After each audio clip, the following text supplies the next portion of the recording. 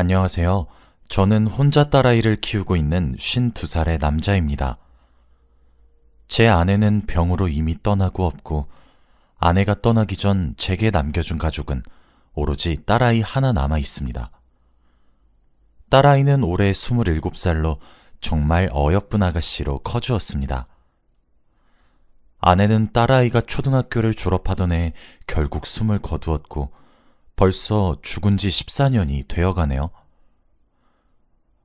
아내는 원래 몸이 참 약한 사람이었습니다. 잔병치레도 많이 하고 선천적으로 체력도 약한 그런 사람이요. 그런데 그 중에서도 유별나게 간이 참 안 좋았습니다.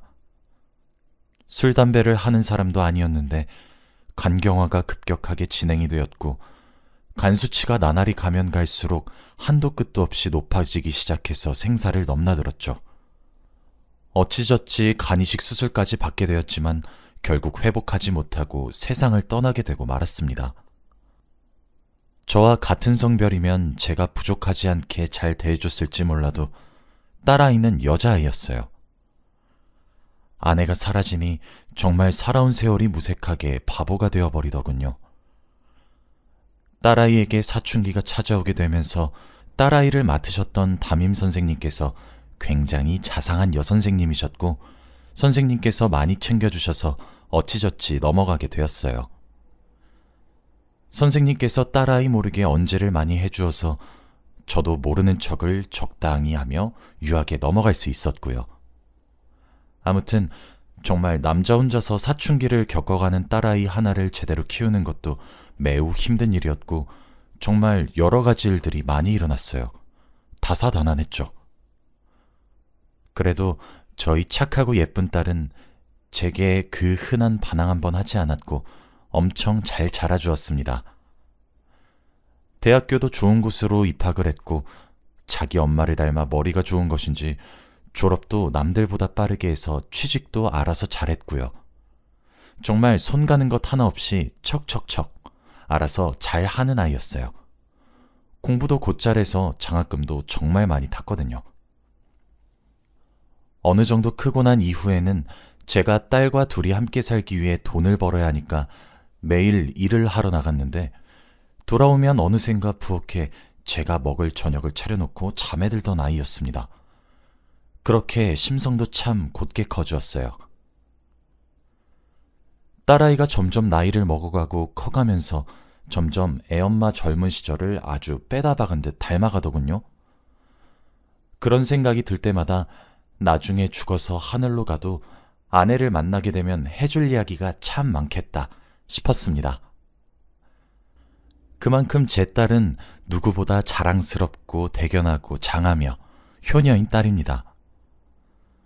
취직에 성공하고 나서 자리를 잡은 이후에는 제게 손 한 번 벌려본 적도 없고, 대학 시절 내내 과외 아르바이트를 통해 용돈벌이를 했으며 남은 돈은 제게 생활비 명목으로 주기도 했어요. 정말 누굴 닮아 이렇게 참하게 자랐는지 아이의 성장이 여기서 멈춰지길 속으로 빌고 빌었습니다. 결혼 종령기가 점점 다가오는 현실이 너무너무 싫더라고요. 하지만 세월은 무색하게 흘렀어요. 그러다 딸아이가 제게 소개하고 싶은 사람이 있다고 하더군요. 그러면서 남자친구가 있다고 했습니다. 딸아이보다 4살 더 연상이고 회사 선배 소개로 만났다는 말에 한편으로는 우리 딸이 벌써 그런 나이가 되었다는 사실에 감격스러웠고, 한편으로는 정말 야속하게 느껴지더군요. 딸아이는 만난 지 꽤 오랜 시간이 지난 사이이며 결혼까지 진지하게 생각을 하고 있다고 하더라고요. 참 섭섭하면서도 야속하면서도 기쁜 제 마음이 참 아이러니하게 느껴졌습니다. 소개받은 딸아이의 남자친구의 이름은 수연이었습니다. 수연이는 참 넉살이 좋은 아이였습니다. 절 보자마자 아주 해맑은 미소로 "아버님 안녕하십니까? 저는 김수현입니다." 하며 씩씩하게 인사를 하더라고요. 근엄한 표정을 일부러 지으면서 그래 반갑다 하며 악수를 했죠. 저와 악수하기 위해 손바닥에 난 땀을 바지에 벅벅 문질러서 제 손을 맞잡았는데 맞잡은 손 위로 덜덜 떨리는 떨림을 보니 참 귀엽게 느껴지더라고요. 나이에 맞지 않게 순진하다는 생각도 많이 들었고요. 딸 아이보다 4살 많은 놈이 참 웃기다는 생각도 들었어요. 그렇게 그날 이후 몇 번 식사 자리를 함께하기 시작했습니다. 저도 어쩔 수 없는 딸아이를 가진 아버지였으므로 그놈이 참 탐탁지 않게 느껴지더군요. 뭔가 빼앗기는 듯한 기분을 지울 수가 없어 일부러 퉁명스레 대하곤 했습니다. 그런데 그럴 때마다 참 성격도 좋은 것이 눈에 보이는 게 더 살갑게 대하려 하고 저한테 점수를 따겠다고 애를 쓰는 모습을 보는데 참 예뻐 보이더군요. 딸아이 모르게 저를 따로 찾아와 생각나서 사왔다며 건강식품을 챙겨다 주기도 했고 밥 사달라고 조르기도 했고 애교도 부리고 목욕탕도 가자 그러고 참 아들 노릇을 톡톡히 하고 있더군요. 그렇게 시간이 흐르니 어느새 제게 수연이도 딸아이의 남자친구라기보다는 아들의 존재로 자리 잡게 되더군요. 그렇게 슬슬 결혼에 대한 이야기가 오고 가기 시작했습니다. 전 당연히 수연이 정도라면 제 딸을 믿고 맡길 수 있었기 때문에 흔쾌히 허락을 할 준비가 되어 있었습니다. 상견례를 하게 되었고 결혼 준비에 박차를 가하고 있었죠. 상견례를 했더니 수연이 부모님들도 나오셨더라고요. 참 경우가 바른 사람들처럼 느껴졌습니다. 사실 애엄마가 아파서 없이 자란 것은 맞으니까 저는 조금 눈치가 보였습니다. 아무래도 홀부모 밑에서 자란 것을 되게 좋지 않은 시선으로 보니까요. 그런데 수연이네 부모님들은 홀로 이렇게 대견하고 장하게 딸을 어떻게 길렀냐고 그렇게 귀하게 기른 딸과 본인들의 부족한 아들을 결혼하게 해줘서 감사하다는 말씀도 하시고 저런 시부모를 두고 살면 적어도 우리 딸이 사랑받고 남은 생을 보낼 수 있겠구나 싶어서 굉장히 안심했습니다. 비록 엄마 손길을 부족하게 받으며 자란 제 딸이지만 결혼만큼은 남들보다 훨씬 더 좋은 것들을 입고 걸치게 해주고 싶어서 그동안 모았던 돈에서 제 노후 자금을 뺀 금액 전부를 지원해 주었고 제가 한 지원에 힘입어 결혼 준비는 박차를 가하기 시작했습니다. 그런데 어느 날 딸아이가 술에 취해 집에 들어오더군요. 자기 엄마가 간이 안 좋아서 딸아이도 술은 입에 절대 대지 않았습니다. 결혼 준비가 힘들어서 이러는 것인가, 결혼하게 되는 것이 점점 실감나서 이러는 것인가, 가슴 졸여가며 미안해하고 있었는데 술에 취해 하는 딸 아이의 얘기를 듣게 되었습니다. 그런데 딸아이의 입을 통해 세상 밖으로 나온 그 이야기는 정말 충격적이었습니다. 사람이 어떻게 사람 탈을 쓰고 이럴 수 있나 생각이 절로 드는 이야기더군요.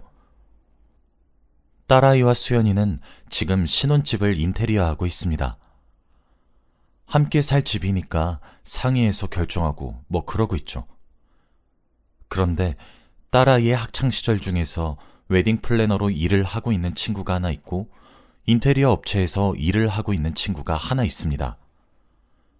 저도 알고 있는 친구들로 딸아이의 학창시절 친구들이었죠. 그래서 딸아이가 결혼을 하게 된다는 소식을 듣고 그 2명의 친구들이 발벗고 나서서 딸아이의 결혼 준비를 도와주고 있었습니다.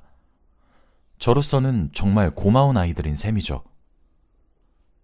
그런데 정말 믿기 힘든 일이 벌어진 거였습니다.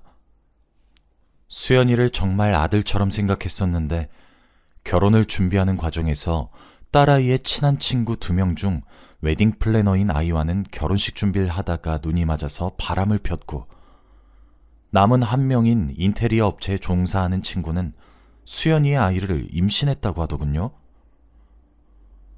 울면서 횡설수설하는 딸아이의 얼굴을 보며 이야기를 듣자니 제대로 알아들을 수도 없는 말들 천지라 일단은 진정시켜 재우고 다음 날에 확실하게 들어야 되겠다고 다짐을 했습니다.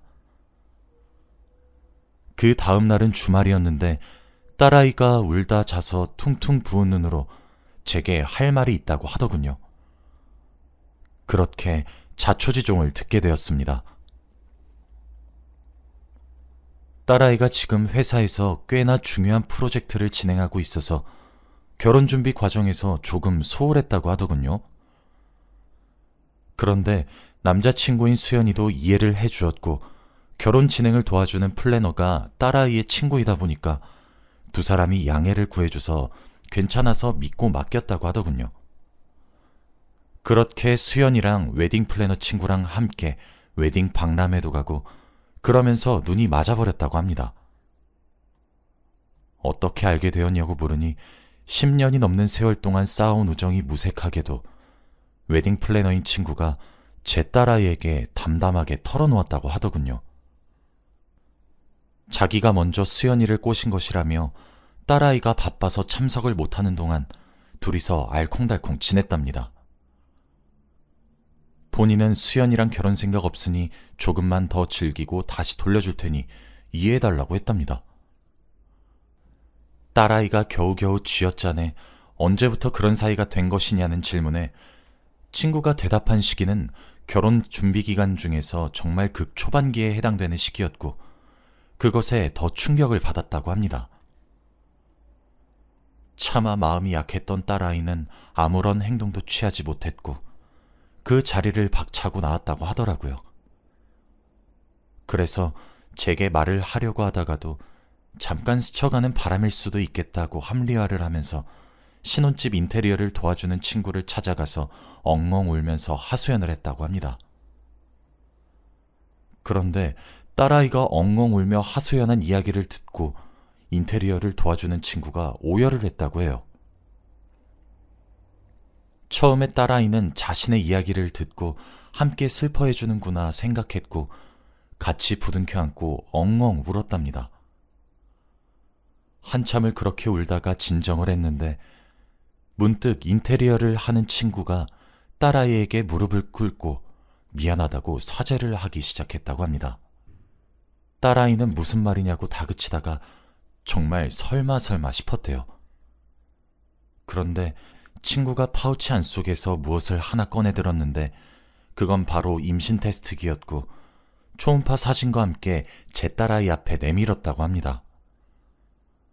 벌써 임신 7주 차이고 수연이랑 상의해서 이미 아이를 낳기로 결정했다고 하면서요. 그래서 사실 딸아이가 입주할 예정인 신혼집 인테리어를 그만둔 지는 몇 주는 좋게 되었다고 하더군요. 그 모든 사실을 하루 만에 알게 된 제 딸아이는 충격을 받았고 술의 의지에 집에 들어온 것이었어요. 그 귀한 눈에서 폭포수처럼 눈물이 펑펑 쏟아지는데 제가 얼마나 가슴이 찢어졌는지 모르실 겁니다. 저는 당장 수연이한테 전화를 걸었고 집으로 오라고 했어요. 얼마 지나지 않아 정말 급하게 온 티가 나는 듯 그렇게 저희 집에 왔더군요. 오자마자 수연이를 향해 던졌습니다. 다행인지 불행인지 수연이를 정말 살짝 비껴나서 벽을 맞고 쨍그랑 부서지더군요. 그제서야 수연이도 모든 상황이 파악된 것인지 바로 털썩 무릎부터 꿇더군요. 제가 네 입으로 제대로 설명해보라고 하니까 횡설수설하며 말하는 변명이 참 꼭 자기 자신 같더군요. 여우처럼 여자인 친구들이 자신을 꼬셨고 정말 한순간에 하룻밤의 실수였다고, 자신한텐 저희 딸밖에 없는데 그걸 저보고 제일 잘 알지 않으시냐고 그렇게 정말 되는 대로 씨부리고 있더군요. 딸아이의 심정을 모르는 것은 아니나 저는 더 이상 이 결혼을 지속시킬 수 없었습니다. 당장 눈앞에서 꺼지라고 욕을 하며 밖으로 쫓아보냈고 딸아이를 안아 달랬습니다. 그제서야 엉엉 소리내어 제 품에 안겨서 우는데 어떻게 이렇게 안쓰럽게 자란 것인지, 제가 얼마나 슬프고 괴로웠는지 아무도 모를 겁니다. 당연히 사돈이 될 뻔했던 집에도 전화해서 한바탕 다 뒤집어 엎어버렸고요. 그 이후 딸 아이는 의욕을 전부 잃었습니다. 사돈이 될 뻔했던 그놈 부모는 그래도 마지막 인간적 개념은 머릿속에 담겨 있었던 것인지 너무 죄송하다고 빌고 빌더군요. 그렇게 바르고 좋은 부모 밑에서 한순간의 충동조차 이기지 못하는 그런 놈이 대체 어떻게 태어난 것인지 알 수가 없었습니다. 그걸로도 제 귀한 딸아이의 눈에 눈물 나게 한 것이 너무 열이 받아 변호사에게 찾아가 상담을 받았고, 결혼식 준비를 하면서 사진이나 이런 것들은 찍어놨기 때문에 약혼으로 간주할 시 위자료를 받을 수 있다고 하더군요. 물론 그 친구들에게도 마찬가지로 말이죠. 그렇게 소송을 시작했고, 당연히 저는 그 소송에 당당하게 이겼습니다. 세 사람 모두에게 위자료를 받을 수 있었죠.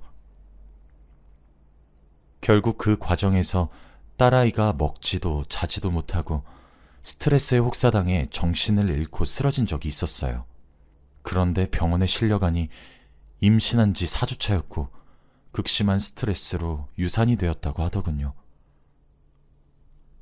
그 소식을 수연이 놈이 대체 어디서 들은 것인지 돌아오겠다고 2번 다시 같은 잘못을 하지 않겠다고 붙잡기 시작했고, 그 와중에도 수연이는 딸아이 친구가 아이를 낳으면 본인이 제 딸 아이와 함께 그 갓난아이를 입양해서 함께 잘 키워볼 생각이었다는 개소리나 하고 앉아있고, 딸아이의 친구들의 부모로부터 위자료와 사과를 받았습니다. 하지만 그깟 돈이 감히 제 딸아이가 받은 상처를 어떻게 치료할 수 있었겠습니까? 지금 제 딸은 정신적 충격이 얼마나 컸던 것인지 저는 감히 상상도 못하고 있습니다. 불면증까지 걸려서 정신과를 다니며 수면제를 처방받아 겨우 먹고 자고 하고 있어요. 잘 다니고 있던 회사도 지금 그만두었고 정말 죽지 못해 겨우겨우 살아가고 있습니다. 제가 정말 여전히 화가 머리끝까지 나는 이유는 수연이 그놈이 결국 임신한 딸 아이의 친구와 결혼식을 올려서 지금 잘 살고 있다는 사실입니다. 그 소식을 듣고 제 딸아이는 발작을 일으키듯 큰 충격을 받았습니다.